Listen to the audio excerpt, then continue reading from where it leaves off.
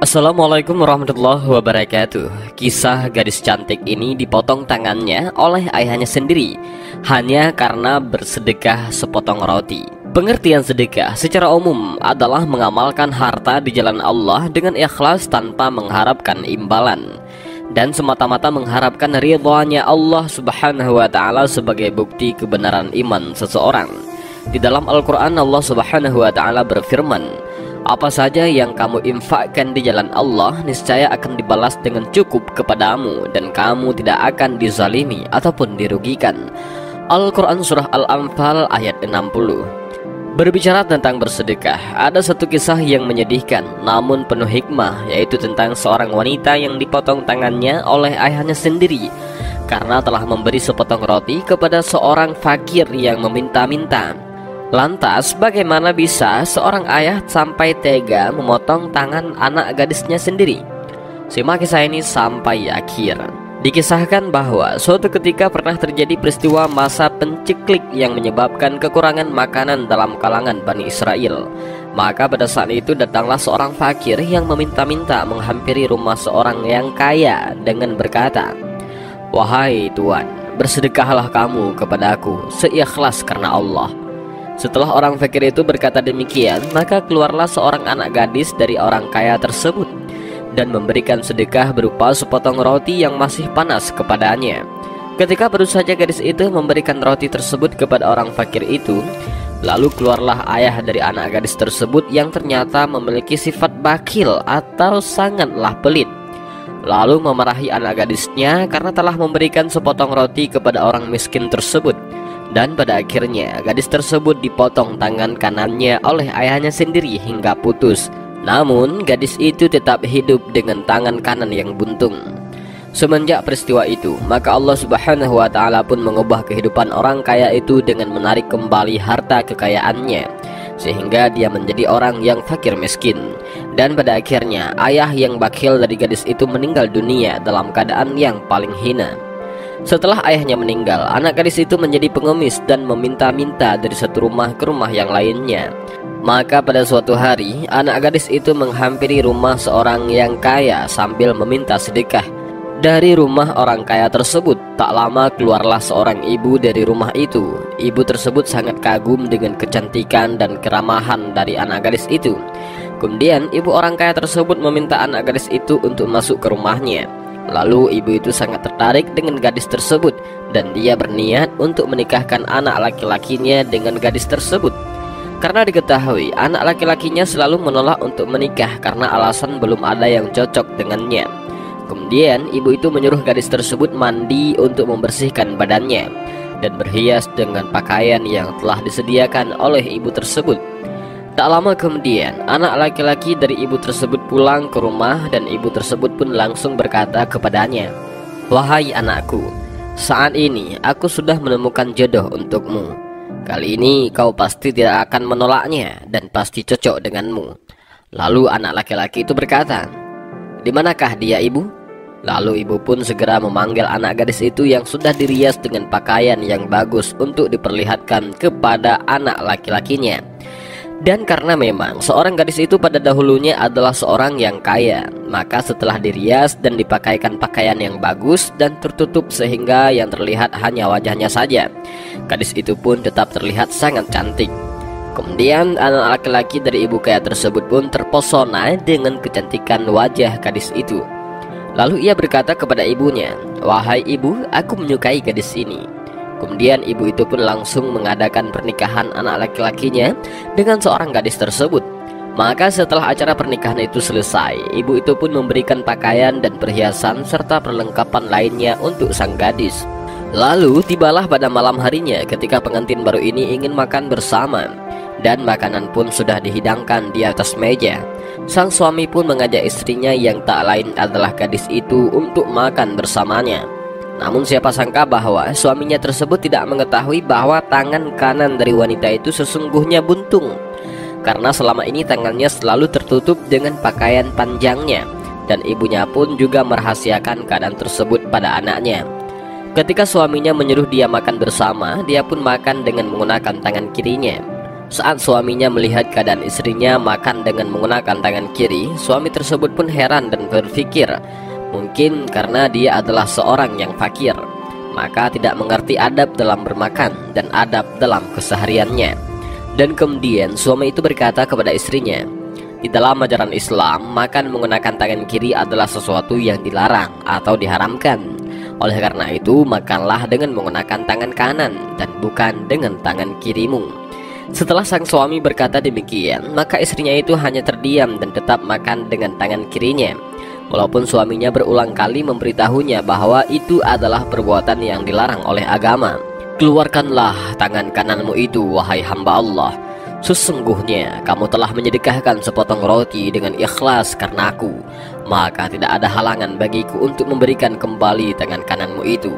Setelah gadis itu mendengar suara tersebut, maka dia pun mengeluarkan tangan kanannya, dan dia mendapati tangan kanannya berada dalam keadaan normal kembali seperti asalnya. Dan dia pun sangat senang, lalu melanjutkan makan bersama suaminya menggunakan tangan kanan tersebut. Dari kisah ini maka timbullah pertanyaan bagi kita, di mana mungkin tangan yang sudah putus dan buntung itu bisa normal kembali seperti semula? Maka jawabannya mungkin saja, karena tiada yang mustahil bagi Allah. Seperti yang tercantum di dalam Al-Quran, sesungguhnya urusannya apabila dia menghendaki sesuatu, dia hanya berkata kepadanya, kun fayakun, jadilah, maka jadilah sesuatu itu. Al-Quran Surah Yasin ayat 82. Kebesaran Allah Subhanahu wa Ta'ala sangat banyak, sehingga hal-hal yang menurut kita mustahil seperti itu mungkin saja terjadi. Kebesaran Allah yang semacam itu pernah terjadi pada zaman Nabi Yusuf alaihi salam, seperti kisah yang terdapat dalam kitab As-Sabiyat tentang kisah Nabi Yusuf alaihi salam dan Siti Zulaikha, yaitu kisah setelah suami Zulaikha yang telah wafat dan Siti Zulaikha sudah menjadi tua, miskin serta buta.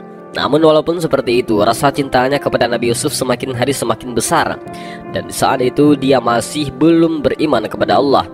Ia pun setiap hari selalu menyembah berhala. Namun keinginannya tidak pernah tercapai untuk bisa bersanding dengan Nabi Yusuf alaihi salam, sehingga habislah kesabarannya, lalu dia membanting berhalanya sampai hancur, dan ia pun beriman kepada Allah. Pada suatu malam, tepatnya pada malam Jumat, Siti Zulaikha bermunajat, ya Allah, ya Tuhanku, sekarang aku sudah tidak memiliki apa-apa lagi. Harta dan kecantikanku sudah sirna, dan sekarang hambamu ini telah menjadi orang tua yang fakir serta hina. Dan engkau masih memberikan cobaan yang teramat besar kepada hamba dengan memberikan rasa cinta dan rindu yang teramat sangat besar kepada Yusuf. Maka sampaikanlah rasa cinta dan rindu ini kepada Yusuf, dan atau hilangkanlah rasa cinta ini dan rindu ini, sehingga hamba ini tidak merasa tersiksa. Di saat para malaikat mendengar rintihan Zulaikha, mereka semua mengadu kepada Allah, ya Allah, ya Tuhan kami, sesungguhnya Zulaikha telah datang dengan doanya disertai rasa iman serta ikhlas kepadamu, maka kabulkanlah doanya. Kemudian Allah menjawab para malaikat, wahai para malaikatku, sekarang telah tiba waktunya. Pada suatu saat Nabi Yusuf alaihissalam lewat di dekat rumah Zulaikha. Zulaikha lalu berteriak, Maha suci Allah yang dengan rahmatnya telah menjadikan budak menjadi seorang raja. Mendengar itu, lalu Nabi Yusuf berhenti dan bertanya, siapakah dirimu? Lalu Zulaikha menjawab, aku yang dulu telah membelimu dengan emas, intan, berlian, dan permata. Aku adalah orang yang tidak pernah merasakan kenyang semenjak selalu merasa rindu padamu. Aku adalah orang yang tidak pernah merasakan tidur nyenyak semenjak melihatmu. Kemudian Nabi Yusuf berkata, apakah engkau adalah Zulaikha? Siti Zulaikha pun menjawab, iya benar, aku adalah Zulaikha. Nabi Yusuf bertanya lagi, di manakah harta dan kecantikanmu? Lalu Zulaikha menjawab, semuanya telah hancur karena rasa rinduku padamu. Nabi Yusuf alaihissalam melanjutkan pertanyaan, lalu bagaimanakah rasa rindumu padaku? Zulaikha pun menjawab, masih tetap seperti sedia kala, bahkan semakin hari bertambah setiap saatnya. Lalu Nabi Yusuf berkata, lantas apa yang kau inginkan dariku? Kemudian Zulaikha menjawab, aku menginginkan 3 hal saja. Aku menginginkan kecantikan dan hartaku kembali, dan terakhir aku menginginkan menikah denganmu. Tanpa menjawab, kemudian Nabi Yusuf langsung meninggalkan Zulaikha. Akan tetapi Allah memberi wahyu kepada Nabi Yusuf, wahai Yusuf, bukankah engkau tadi bertanya kepada Zulaikha apa yang dia inginkan, tetapi engkau tidak memberikannya? maka ketahuilah bahwa Allah telah menikahkan Zulaikha denganmu dan menjadikan para malaikat sebagai saksinya. Lalu Nabi Yusuf alaihissalam berkata kepada malaikat Jibril, bagaimana mungkin aku bisa mencintainya, sedangkan saat ini Zulaikha sudah tidak punya apa-apa, tidak cantik, dan sekarang dia juga sudah tua. Malaikat Jibril menjawab, wahai Yusuf, sesungguhnya Allah berfirman kepadamu, jika hanya dia tidak cantik dan tidak punya apa-apa lagi, maka ketahuilah, sesungguhnya Allah Maha Kuasa. Kemudian Allah menjadikan Zulaikha muda kembali dan menjadi sangat cantik.